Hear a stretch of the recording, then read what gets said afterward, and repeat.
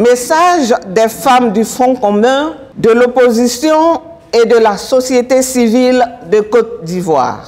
Mesdames et messieurs les journalistes, chers invités, notre pays, la Côte d'Ivoire, est à la croisée des chemins. En pareille circonstance, nous femmes, mères, épouses et sœurs, ne pouvons rester muettes face à la grave crise électorale qui se profile sous nos yeux.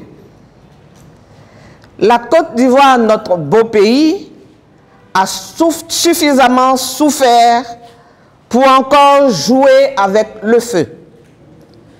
Face à cette situation, nous ne pouvons plus laisser prospérer la destruction de notre nation.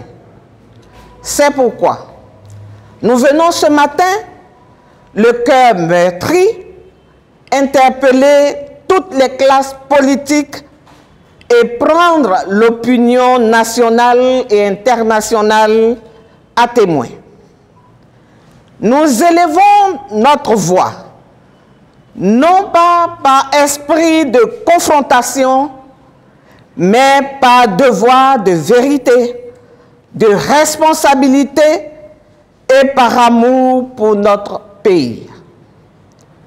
Notre cri est simple et juste. Nous voulons la paix, la justice, la démocratie et le respect de la Constitution. À nos gouvernants, nous vous rappelons que vous êtes dépositaires d'un mandat qui vous oblige à préserver la cohésion nationale. Gouverner n'est pas diviser, exclure ou imposer par la force. Gouverner, c'est écouter le peuple et respecter les lois fondamentales de la République. Nous vous appelons à organiser des élections inclusives, transparentes et apaisées, condition essentielle pour éviter une nouvelle fracture nationale. Aux hautes autorités judiciaires et constitutionnelles, nous en appelons à votre indépendance, à votre courage et à votre responsabilité historique. La Côte d'Ivoire ne pourra pas survivre à une nouvelle crise de légitimité électorale. La Côte d'Ivoire ne veut plus d'une autre crise électorale du fait qu'une décision de justice mal à propos. Pour rappel, souvenons-nous des propos d'un éminent magistrat qui a déclaré le 16 novembre 2011 lors de la rentrée politique solennelle de la Cour suprême d'Abidjan. Disons-nous la vérité et reconnaissons que par la faute de certains d'entre nous, le peuple au nom de qui nous rendons la justice et qui est notre juge n'est pas loin de nous retirer sa confiance, si ce n'est déjà fait. La Côte d'Ivoire est en train de rebondir, mais il suffirait d'une décision de justice malheureuse, une seule, bien relayée par la presse et par Internet, pour briser cet élan. Malheur donc à qui celui par qui un tel scandale arrivera. Je ferme les guillemets. Chers frères et chères sœurs, membres des hautes institutions judiciaires, Dieu a parlé à travers cet éminent magistrat. Écoutons-le. Aux chancelleries et institutions internationales, nous sollicitons votre vigilance et votre action concrètes. Vous avez le devoir moral et diplomatique d'accompagner notre pays vers des élections crédibles. Nous refusons que la Côte d'Ivoire soit encore le théâtre de violences évitables. Votre rôle est d'empêcher et non de constater après coup les drames humains qui ensanglantent nos foyers.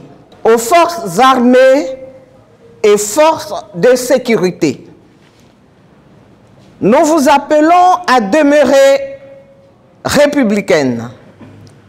Vous êtes au service de la nation et non d'un régime. Souvenez-vous que vos armes ne doivent jamais se retourner contre vos frères et sœurs. La mission sacrée de l'armée et de la police est de protéger les citoyens et de garantir la paix au lieu de semer la terreur. Aux chefs des confessions religieuses, nous vous exhortons à jouer pleinement votre rôle de guide spirituel.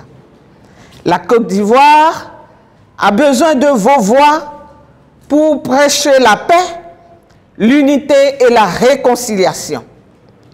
Le silence des religieux face à l'injustice est une complicité tacite.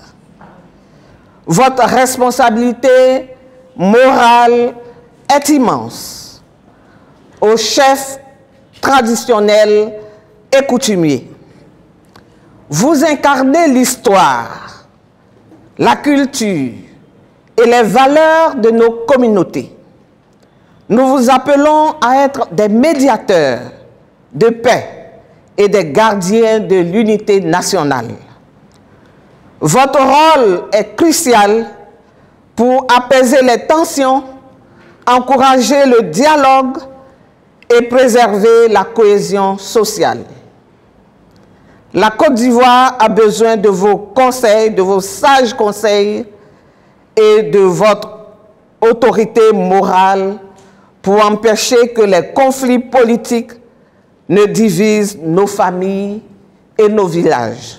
À la France, nous ne pouvons taire votre rôle dans la crise post-électorale de 2010 qui a endeuillé des milliers de familles ivoiriennes. Aujourd'hui, en 2025, les femmes ivoiriennes vous interpellent solennellement. Vous avez une occasion historique de vous racheter. Cette fois-ci, la France doit se tenir du côté du peuple, de la justice, de la vérité des urnes et de la paix durable en Côte d'Ivoire. Ne sacrifiez plus nos vies sur l'autel des intérêts géopolitiques.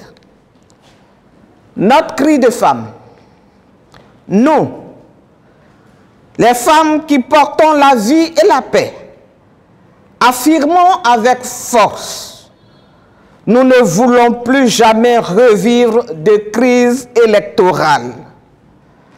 Nous sommes des épouses, des mères, des sœurs et des filles.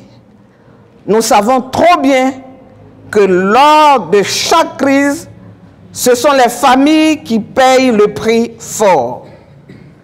Si nous ne sommes pas violentés, ce sont nos maris, nos enfants, nos frères qui sont massacrés. Nous disons plus jamais ça. À vous, chères sœurs, nous vous appelons à rester sereines, vigilantes et debout. Sereines, car la paix commence dans nos cœurs et dans nos paroles. Vigilantes, car nul ne doit manipuler notre destin ni confisquer notre avenir. Debout, car une seule femme peut être ignorée, mais des millions de femmes unies forment une force irrésistible. Quand les femmes se lèvent, la nation se relève. Ensemble, nous disons oui à des élections inclusives, pacifiques, transparentes et apaisées. Oui à la paix et à la vraie réconciliation. Oui à une Côte d'Ivoire unie et prospère.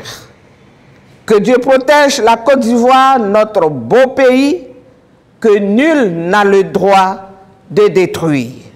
Fait à Abidjan le 5 septembre 2025, je vous remercie.